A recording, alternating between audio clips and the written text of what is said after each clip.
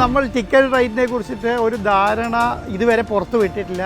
നമ്മൾ പറയുന്നതൊന്നും അല്ല പുറത്ത് വന്നിട്ടുള്ളത്, നമ്മൾ അങ്ങനെ പറഞ്ഞിട്ടുമില്ല.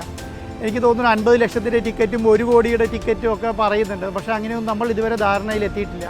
നമ്മൾ ഒരാഴ്ചയ്ക്കുള്ളിൽ ടിക്കറ്റ് റേറ്റ് പുറത്തു വിടും എന്നുള്ളതാണ്. പക്ഷേ കേരളത്തിലെ എല്ലാവർക്കും കാണാവുന്ന രീതിയിലുള്ള ഒരു ടിക്കറ്റ് ചാർജ് ആയിരിക്കും. കാരണം നമ്മൾ ബൈയിങ് കപ്പാസിറ്റി ഉള്ള ആൾക്കാരാണ്, കേരളത്തിലെല്ലാവരും തന്നെയാണ്. അപ്പം നമുക്ക് വളരെ കുറഞ്ഞ ആൾക്കാർക്കാണ് നമുക്ക് കപ്പാസിറ്റി കുറവുള്ളത്. അപ്പം നമുക്ക് അതിനനുസരിച്ചുള്ള അഫോർഡബിളായ ടിക്കറ്റ് സംവിധാനം തന്നെയാണ് നമ്മൾ ചെയ്തിട്ടുണ്ടാവുക. അതനുസരിച്ചിട്ടാണ് നമ്മൾ ചെയ്യുകയും ചെയ്യുക.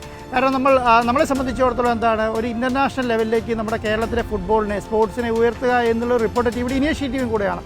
അപ്പം റിപ്പോർട്ടർ ടി വി മുതൽ മുടക്കുന്ന പണം തിരിച്ചു കിട്ടുക എന്നുള്ളതിനേക്കാൾ അപ്പുറം ഇതിൽ നിന്നൊരു ലാഭം കൊയ്യുക എന്നുള്ളൊരു മൈൻഡ് സെറ്റോട് കൂടിയിട്ടല്ല റിപ്പോർട്ടർ ടി വി ഇതിലേക്ക് ഇറങ്ങി തിരിച്ചിട്ടുള്ളത്. അപ്പം അതിനനുസരിച്ചുള്ള ടിക്കറ്റിംഗ് ചാർജുകളായിരിക്കും ഉണ്ടാവുക. നമ്മളെ സംബന്ധിച്ച് അറിയാം 50,000 ടിക്കറ്റേ നമ്മുടെ മുൻപിൽ ഉള്ളൂ എന്നുള്ള കാര്യം അറിയാം. അപ്പോൾ 50,000 ടിക്കറ്റ് കേരളത്തിലെ 3.5 കോടി ജനങ്ങൾക്ക് ഒന്നുമല്ല എന്നുള്ളതും അറിയാം. അപ്പം നമ്മളെ സംബന്ധിച്ചിടത്തോളം അതിനനുസരിച്ചിട്ടുള്ളൊരു പ്ലാനിംഗ് ആണ് നമുക്ക് എല്ലാവരെയും ഉൾക്കൊള്ളിച്ചു. ഇപ്പോൾ VIP ആൾക്കാരെയും VVIP ആൾക്കാരെയും ഒക്കെ ഉൾപ്പെടുത്താനും അതുപോലെ തന്നെ സാധാരണക്കാരെ ഉൾപ്പെടുത്താനും പറ്റുന്ന ഒരു സ്ട്രക്ചറൽ പ്ലാൻ ആയിരിക്കും നമ്മുടെ മുന്നിൽ ഉണ്ടാകുക എന്നുള്ളതാണ്. അതനുസരിച്ച് നമ്മളൊരു പ്ലാൻ നമ്മൾ ഉണ്ടാക്കുകയുള്ളൂ. അപ്പോൾ അല്ലാതെ നമ്മൾ പറയുന്ന പോലെ 50 ലക്ഷത്തിൻ്റെ ടിക്കറ്റ് 1 കോടിയുടെ ടിക്കറ്റ് എന്ന് പറയുന്ന ആൾക്കാർ അങ്ങനെ ഒരു സംവിധാനം നമ്മൾ ഇതുവരെ പ്ലാൻ ചെയ്തിട്ടില്ല.